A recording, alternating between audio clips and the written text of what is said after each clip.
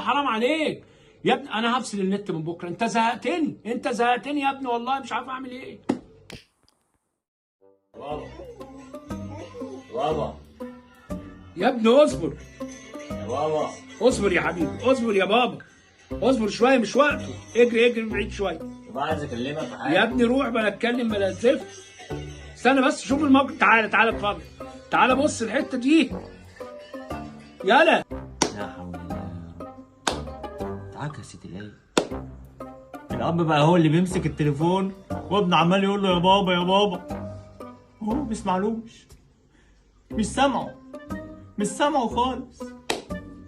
طب ما تيجي جيم بابجي يا حاج، ايه رايك؟